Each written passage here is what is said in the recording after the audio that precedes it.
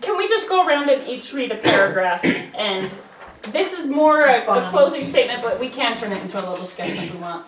I just want to excuse myself because I'm going to leave in about 5 minutes. Yeah. To get my children, because I want to respect my mother-in-law's time. Yes. Would you mind starting us off reading? I would like to. Just that, since that's not really a paragraph, the top two. Sure. Matt and I were talking, mostly me, just now about self-government and entitlement versus enablement. In Nehemiah 9, when the children of Israel did not want full responsibility for their hardships, they sought bondage and leaders to take the responsibility from them. For them. They wanted a king in their sins, it says, and a captain to return to their bondage in their rebellion. Why on earth would they want to return to their bondage? I think they wanted security. Are we losing her again? It brought me to think about the principle. When a person governs themselves, they are able to achieve great things or not. It is up to them. But when the person or people give the government or themselves to someone else, they give up choice. They do not get to choose to reach their potential or to live as they please. They may be happy to give up the hard responsibilities, but what else are they giving up at the same time?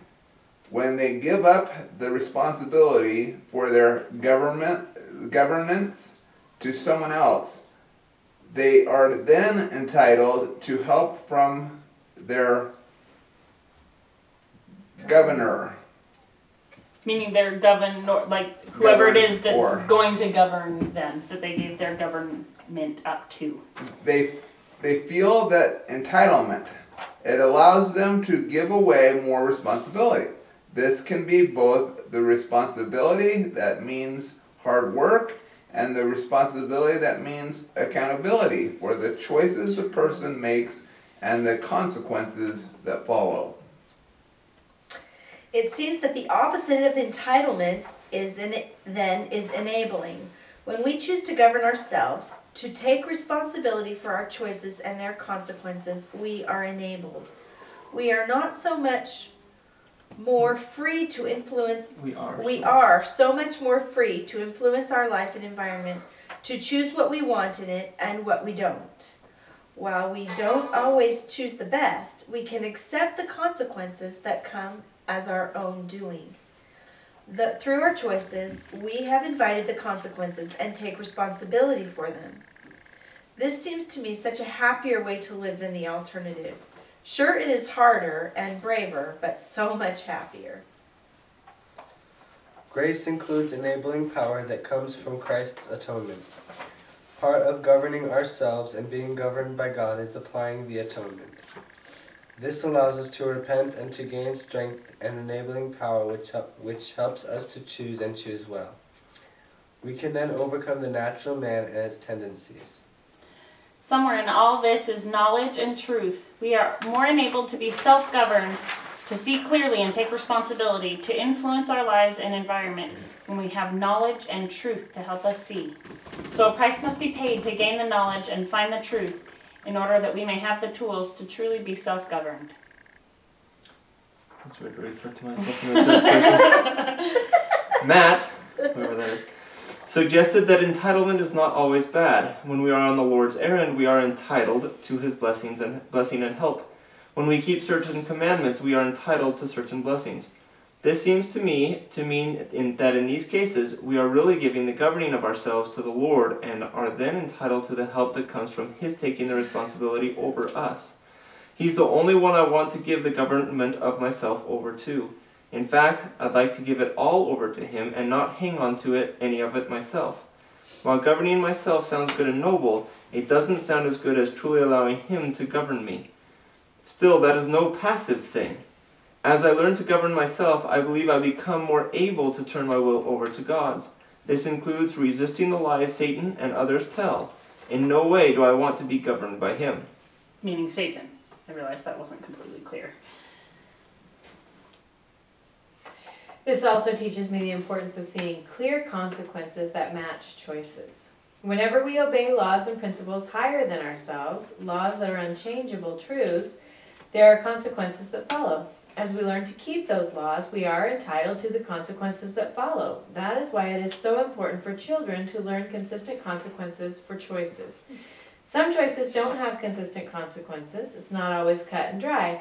Sometimes in primary, we make it sound like if you always choose the right, you'll always be happy, and that all positive choices only have positive consequences. That's not always true, of course.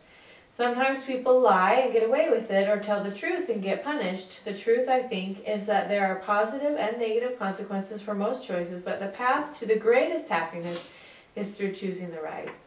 Children learn to be self-governed as they learn consistent consequences. They can know that when they make certain choices, they are entitled to certain consequences. That gives them some security, a safer kind of security, a more true kind than the one I mentioned above. It is enabling to know the consequences of the choices you desire to make. I think children learn to govern themselves by seeing the connection between choices and consequences. I want to be free. Wow. To me, this concept of responsibility and self-government were underlying our whole discussion tonight. And it's the whole basis of the Tytler cycle of being free. We're free as we are self-governed.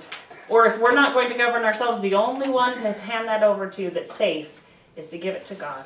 That would be the higher thing. I'm going to practice in terms of being self-governed to learn how to be governed by God. But anyone else, I don't want to be entitled to anyone else. I don't want to be governed by anyone else. That's the way to be free. And it's about responsibility. I think I said enough here. I probably don't need to say more, but That goes right back to principles. The thing that comes to mind as you finish that is Joseph Smith saying, I teach them through principles and they govern themselves. That's awesome. I love this paragraph about giving it to God. That was awesome. Thank you. Thank you. Mike, thank you so much for joining us. He's coming back. Oh, He has thank to you for empty the coming right card. back. We're switching cards. So he said, if you're leaving, I have to go get my stuff out the car. Got it. Well, in and out, that's good. Let's talk real quick about the homework for next time. Okay. It's on the study guide, but just to give you a preview, I think, so that we know what we're up against. We have 4 weeks, I believe, until we're going to do the fourth Friday. So I guess sometimes that would put 5 weeks in between, but not this time because it's only February right now. So 4 weeks from today will be the next meeting. I like to know 4 weeks so I can kind of reverse engineer my goal of how to study how much Are those in stone? No. You might want to consider that 4 weeks from today. Oh no. Is it the 4th? This is the 4th This Friday? is the, Your is video it is not? What date is it? Okay. Today's the 22nd. 22nd. So it would be the third Friday. Yeah. This No, is the 3rd Friday. There's the 1st, the 8th, the 15th, the 22nd. This would be the 4th. And then March 1st. This was In March, there's 5 Fridays. Oh then. yeah, because it's So we'll do starting the on a 4th Friday. Friday in March, which will be the 22nd again. Yes. Because the dates Yeah. match. You're right. And then there will be 5 Fridays before the 4th Friday in April. Awesome. Because I was thinking the 4th Friday in March is Women's conference. Oh no, it's not. Easter.